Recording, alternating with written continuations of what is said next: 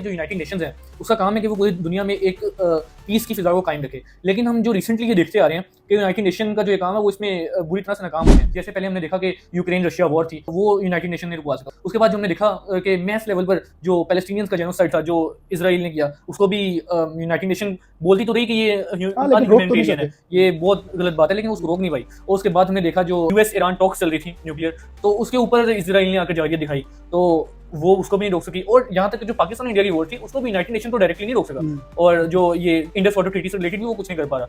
लेकिन वो बाद में देखा कि डोनाल्ड ट्रंप की उस डिप्लोमेसी से वो रुकी। तो वाजिद साहब, आप ये बताएं कि यूनाइटेड नेशन का भी हम फ्यूचर उसी तरह देख रहे हैं कि जिस तरह से लीग ऑफ नेशंस थी और वो भी इसी तरह यूजलेस होकर अपने इंजाम को पहुंच गई। आप क्या कहते हैं? देखिए जी, आप पहले तो यूएनओ को ये समझे कि यूएनओ बना कब था और किस तरह से बना था, इसकी फॉर्मेशन कैसे हुई थी। यूएनओ जो था ये सेकंड वर्ल्ड वॉर में जो एलाइड फोर्सेस थी जब वो जीत गई, ठीक है, तो उन्होंने इसको फॉर्म किया, ठीक है। इसलिए आप देख रहे हैं ना कि इसके अंदर चाइना भी है, इसके अंदर रशिया भी है, इसके अंदर ब्रिटेन भी है, ठीक है।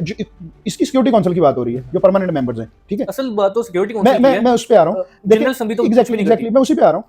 अब जो 5 परमानेंट मेंबरान है ना, पहले उनको समझे। अब अगर इस वक्त बन रही होती है यूएनओ, तो उसमें कोई चाइना को लेता अगर अमेरिका बनाता यूएनओ, या उसमें रशिया को लिया जाता? नहीं ना, क्योंकि ये उस वक्त एलाइज थे अगेंस्ट जर्मन, अगेंस्ट जापान। तो ये उस वक्त के एलाइज थे, ये एलाइड फोर्सेस थी, ब्रिटेन, अमेरिका, फ्रांस इवन, और फिर उसके बाद रशिया, चाइना, ठीक है। लेकिन अब ये इस वक्त एलाइज नहीं है, तो ये इदारा अपनी अहमियत खो चुका है टेक्निकली। इसका बस सिर्फ अब इसको मतलब अनाउंस होना बाकी है, मतलब ये एक इसकी डेथ हो चुकी है, सिर्फ इसको दफनाना बाकी है यूएनओ को। फिर दूसरी चीज, इसके पहले दिन से इसके अंदर एक अनडेमोक्रेटिक चीज रखी हुई है कि बाकी अगर 200 मुल्क कह रहे हैं कि नहीं कुछ ये चीज गलत है, उसको सिर्फ एक सिंगल कंट्री जो परमानेंट मेंबर्स में से बैठा हुआ वो उसको वीटो कर सकता है। ये पहले दिन से इसके अंदर अनडेमोक्रेटिक तो उन्होंने सिर्फ ये छोटे मुल्कों का आर्म ट्विस्ट करने के लिए, उनके ऊपर अपनी इजारादारी कायम रखने के लिए इसको बनाया था, ठीक है।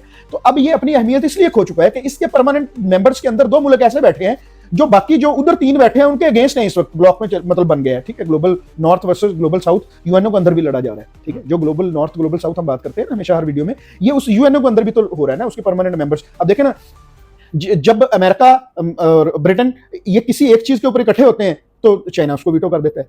जब चाइना रशिया ये किसी एक चीज के ऊपर एग्री करते हैं तो उसको अमेरिका वीटो कर देता है। इवन हालांकि आप देख रहे हैं कि जो फलस्तीन के अंदर कितने बुरे हालात पैदा कर दिए इन्होंने, कि एक तो जेनोसाइड किया, फिर उसके बाद अब वहां खाने पीने की मतलब जो किल्लत पैदा हो गई है, लोग भूख से मर रहे हैं। कितनी अफसोसनाक बात है।